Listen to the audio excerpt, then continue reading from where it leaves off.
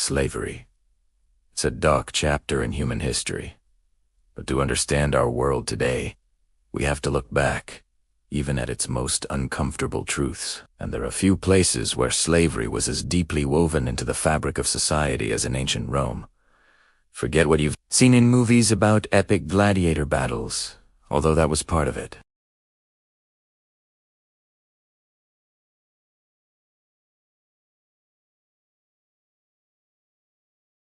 It was as common as seeing a market in the street or a temple on a hill. It was legal, it was accepted, and it was absolutely everywhere.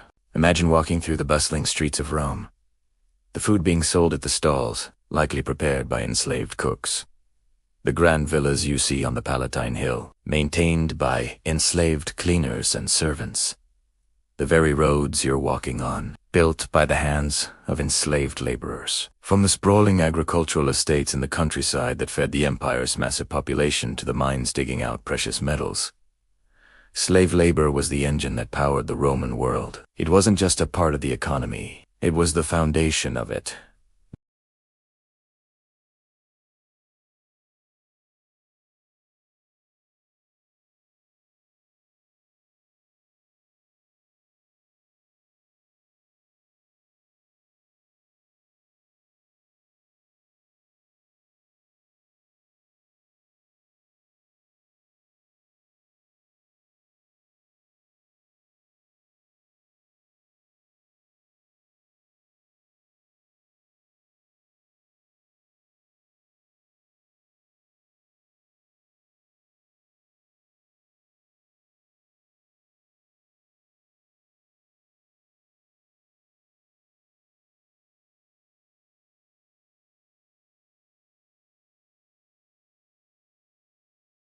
What did it mean to be a slave in Rome?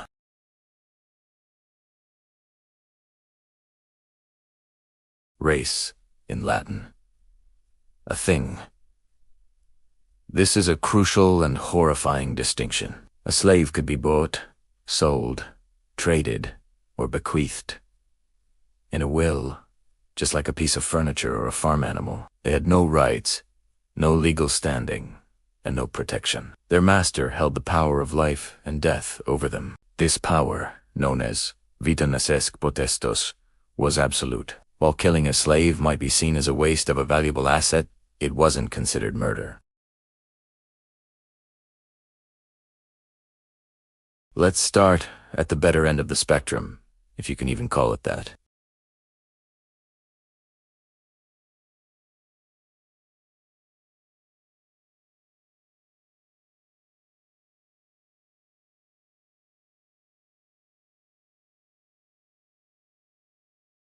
A talented musician or a skilled chef could also lead a life that was physically less demanding than, say, a field hand.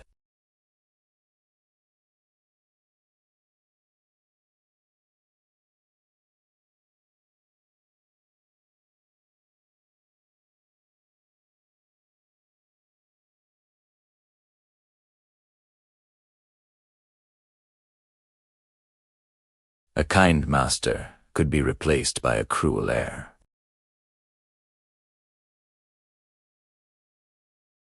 They had no control over their own bodies, or their own families. They could be forced into relationships, and their children would be born into slavery, belonging to the same master.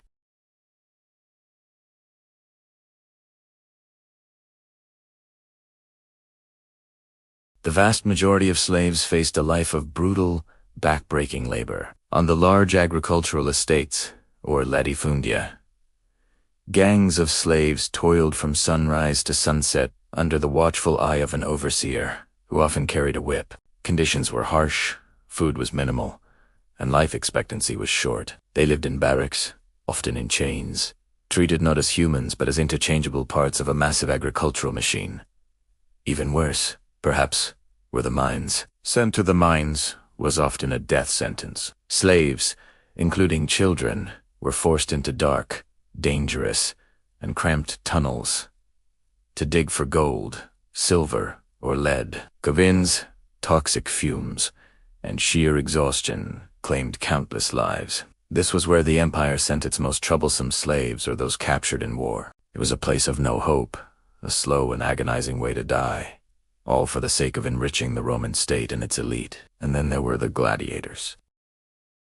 While we often romanticize them as heroic figures, most gladiators were slaves, prisoners of war, or condemned criminals forced to fight for the entertainment of the masses. They were trained in special schools, the ludi, under incredibly harsh discipline. Their lives were a strange paradox. They could become famous, adored by the crowds, and even win their freedom. But every time they stepped into the arena, they faced the very real possibility of a violent death, all for sport. For every gladiator who became a celebrity, thousands more died anonymously on the sand of the Colosseum or smaller amphitheaters across the empire. For enslaved children, the concept of freedom was completely alien. They were born into a world where their bodies were not their own, where their future was predetermined, and where their only purpose was to serve. They learned from a young age that they had no voice, no rights, and no autonomy. Playtime, education, and family life were all subject to the master's approval and could be taken away at any time. This was a form of systematic psychological conditioning,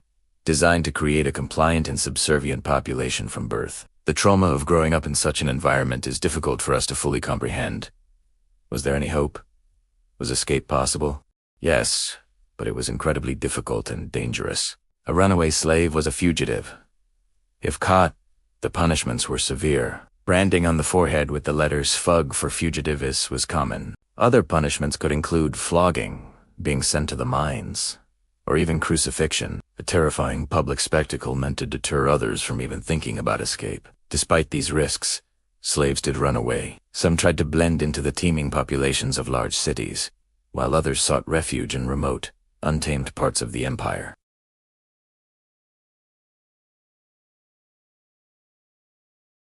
From 73 till 71 BC, Spartacus, a Thracian gladiator, led an army of escaped slaves that swelled to over 100,000 people.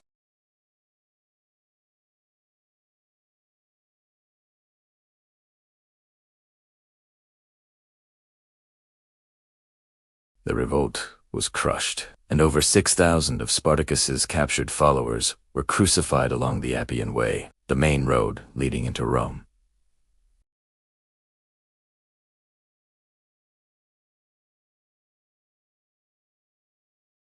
So, could a slave ever become free? Yes, through a process called manumission. A slave could be freed by their master as a reward for long.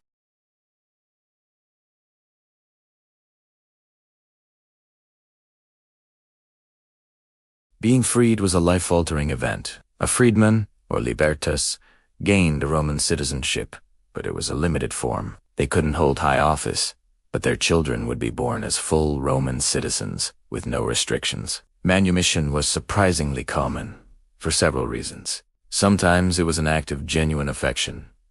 Other times, it was a practical decision. An aging slave might be freed to avoid the cost of caring for them. Freeing a skilled slave, and then hiring them as a paid employee, could also be a smart business move. It also served as a powerful tool of social control. The possibility of freedom, however slim, gave slaves an incentive to work hard and be obedient. It was a glimmer of hope that helped maintain the brutal system itself. As the Roman Empire grew, its reliance on slavery began to create problems. The constant influx of cheap slave labor displaced free Roman farmers, who flocked to the cities, creating a large, unemployed urban mob that had to be fed and entertained by the state. Some Roman thinkers, like the philosopher Seneca, even began to question the morality of slavery, arguing that slaves were human beings who should be treated with a degree of kindness.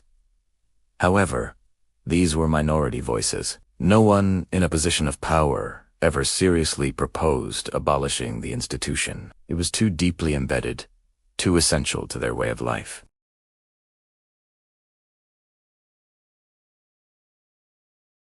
It shows us how economic systems can be built on the suffering of others, and how legal and cultural norms can be used to strip people of their humanity. It's a complex and often brutal story, but it's a vital part of understanding the Roman world and the long, difficult journey toward a more just and equitable society.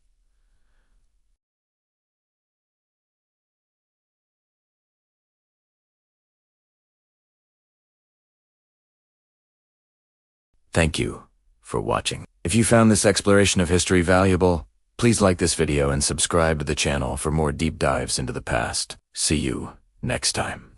Ever wondered how a person could become a slave? The reality is far more complex and heartbreaking than a single story. For countless individuals throughout history, and even today, the paths into bondage were varied, but they all ended in the same place: a life without freedom. Let's start with one of the most tragic paths: being born into it. Imagine opening your eyes to the world for the first time, not as a free person, but as property. In many slaveholding societies, the status of the mother determined the status of the child. This principle, known as partus sequitur ventrum in some legal systems, meant that if your mother was a slave, you were automatically a slave, regardless of who your father was. This created a self-perpetuating system of forced labor, a generational curse from which escape was nearly impossible. Generations of families lived and died without ever knowing what it felt to be free, their destinies sealed before they took their first breath.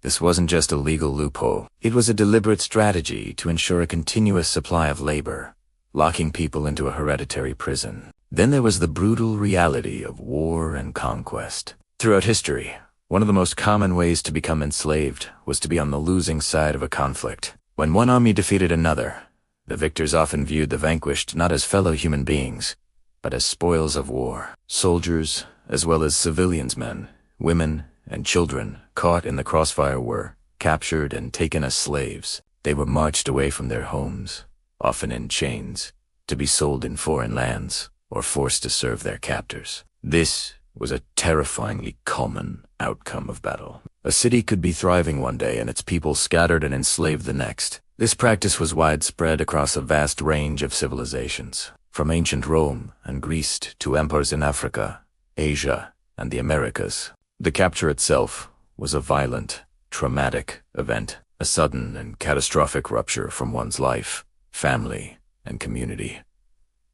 Debt was another inescapable trap that led many into slavery. In societies without modern financial safety nets, a bad harvest, a sudden illness, or an economic downturn could plunge a family into destitution. To survive, they might borrow money or food, but if they couldn't repay the loan, the consequences were dire. In many legal systems, a person could be forced into slavery to pay off their debt.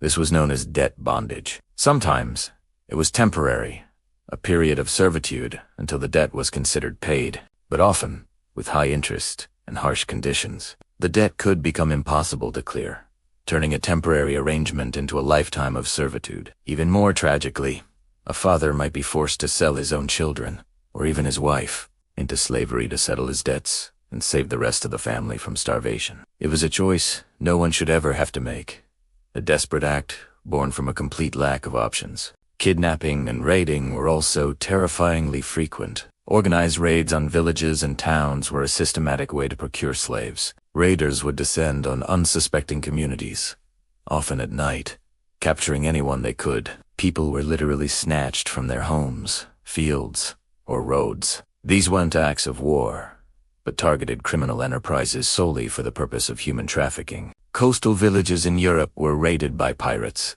Communities in Africa were targeted by slave traders. The transatlantic slave trade, for instance, was fueled by a vast network of coastal forts and raiding parties that captured millions of Africans and forced them onto ships bound for the Americas. The fear of being stolen away was a constant, looming threat for many communities, a shadow that dictated where people could travel, when they could work, and how they lived their lives.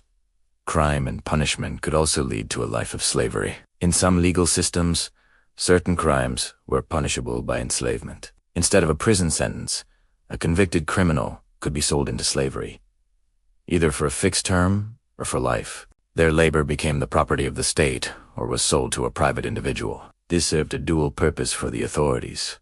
It punished the offender while also providing a source of free labor for public works, mines, or galleys. What constituted a crime worthy of enslavement varied widely, but it could range from serious offenses to relatively minor infractions, depending on the laws and the whims of those in power. A person's freedom could be stripped away by a single mistake or a false accusation, leading to a sentence of hard labor from which there was often no return. The most vulnerable were always at the greatest risk, and that includes children. No one was safe from the clutches of slavery, and age offered no protection. In times of famine or extreme poverty, desperate families who could afford to feed all their children might sell one or more of them into slavery. It was a heart-wrenching decision, often seen as the only way to ensure the survival of the rest of the family, and perhaps even the child being sold, who might at least be fed by their new owner. Abandoned or orphaned children were also incredibly vulnerable. Without a family to protect them, they could easily be picked up and sold. Young children were particularly valued in some contexts for being easier to control and indoctrinate into a life of servitude. They could be trained for specific tasks from a young age, their entire identities shaped by their bondage. These paths birth, war, debt, kidnapping, crime, and poverty illustrate the many ways a person's liberty could be stolen. It wasn't a single, monolithic experience. It was a web of systems, economic pressures, and brutal acts of violence that ensnared millions. Understanding these different paths is crucial because it helps us see slavery not as some distant, abstract concept, but as a deeply human tragedy that happened to real people, in real and varied ways. It reminds us that freedom is fragile and that the systems that deny it can be complex and deeply embedded in society. By learning about these histories, we honor the memory of those who suffered and strengthen our resolve to fight for a world where every single person is born and remains free. Thank you for watching. If you found this topic important, please like this video and subscribe for more content that explores our shared past. Have you ever wondered what it was like to be a child in ancient Rome? We often picture kids playing with wooden toys, learning to write on wax tablets, or maybe even helping out in their family shop. But for thousands of children, this idyllic image couldn't be further from the truth. For them, childhood was stolen, replaced by a life of bondage and uncertainty. This is the story of the forgotten children of Rome, the child slaves. Let's start by understanding the sheer scale of slavery in the Roman world. Historians estimate that at the height of the empire, as much as a third of Italy's population was enslaved. That's millions of people, and a significant, often overlooked, portion of them were children.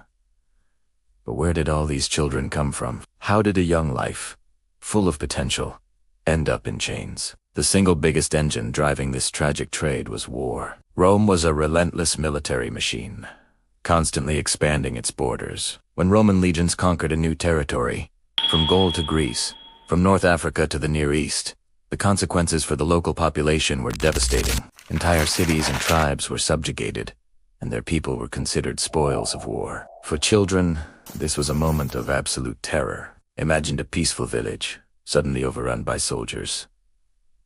In the chaos, families were torn apart. Parents might be killed in the fighting or rounded up alongside their children, but they rarely stayed together. Slave traders, who followed the armies like vultures, saw children as valuable, separate commodities. A child was easier to transport, easier to control, and could be trained for specific roles from a young age. So, amidst the smoke and screams, little hands were pried from their mother's grasp. These children, some barely old enough to walk, were marched away in chains, often taking one last look at their homes before being sent to distant lands, never to return.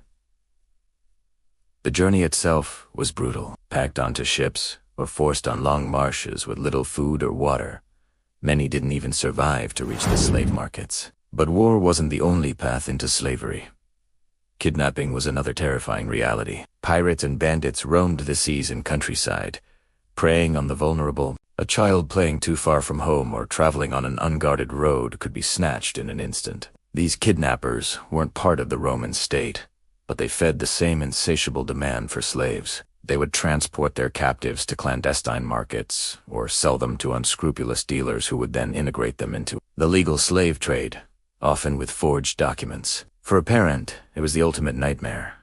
A child gone without a trace, likely sold into a life of servitude hundreds of miles away. Perhaps the most heartbreaking source of child slaves came from within Roman society itself. Poverty was rampant, and for families living on the edge of starvation, desperate times called for desperate measures. A father unable to feed his children might make the agonizing decision to sell one of them. This wasn't necessarily seen as cruel, but as a tragic necessity way to ensure the rest of the family survived and that the child, at least, would be fed by their new master. Even more common was the practice of child abandonment. Unwanted infants, a practice grimly known as exposure, were often left in public places on the steps of a temple, in the local forum, or at a designated rubbish heap. While this sounds horrific to us, in Roman culture, a father had the legal right, the patria potestas, to decide whether to accept a newborn into the family. If a child was born with a disability, was of an unwanted gender, usually female, or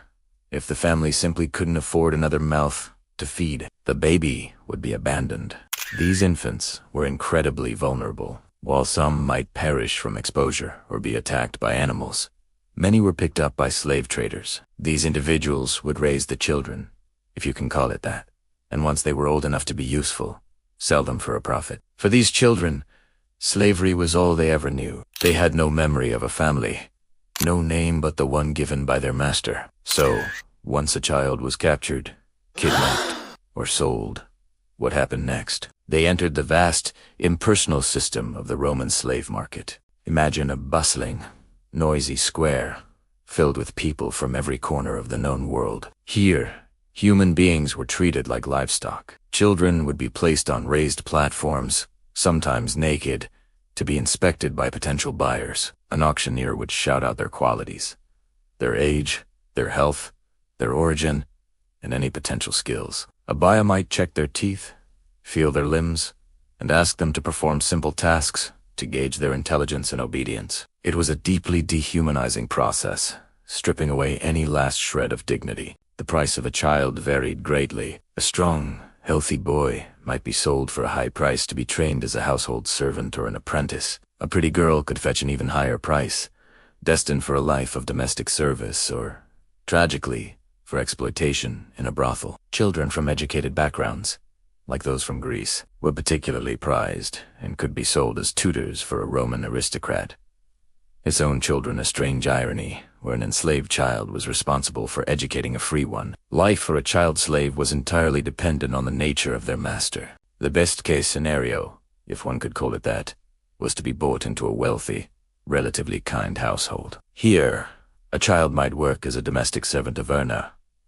They would perform tasks like cleaning, serving meals, or running errands. Some masters took an interest in their household slaves, especially those who grew up in the home, and might provide them with an education and training. These children could become skilled artisans, scribes, or managers. In very rare cases, a deep bond of affection could form between a master and a child slave, sometimes leading to the slave being freed or manumitted later in life. But this was the exception, not the rule. Even in good households, a child slave had no rights. They were property. They could be punished severely for the smallest mistake. Corporal punishment was common and completely legal. They had no control over their own bodies, and the threat of abuse was a constant shadow. They owned nothing. Everything they had, from the clothes on their back to the food they ate, belonged to their master. For most child slaves, however, life was far grimmer. Many were sent to work in agriculture on vast estates known as latifundia. Here, they faced back-breaking labor under the hot sun from dawn until dusk, often overseen by a cruel supervisor who would use the whip freely. Others were condemned to the mines, a virtual death sentence. In the dark, cramped, and dangerous tunnels, children were used to crawl into small spaces where adults couldn't fit. The life expectancy in the mines was incredibly short due to accidents, disease, and sheer exhaustion. Still others ended up in workshops, tanneries, or mills, performing repetitive and grueling tasks for endless hours. What did this life do to a child's spirit? We can only imagine the profound trauma and psychological scars. They lived with the constant memory of their lost families and the terror of their capture. They were taught from a young age that they were inferior, that their purpose was to serve. They had no one to protect them, no one to comfort them. Friendship with other slaves was possible but precarious, as they could be sold and separated at any moment. The concept of a future of growing up, having a family, making their own choices was a dream that most wouldn't dare to have. They learned to be invisible, to anticipate their master's moods, and to suppress their own feelings just to survive. Despite this oppressive system,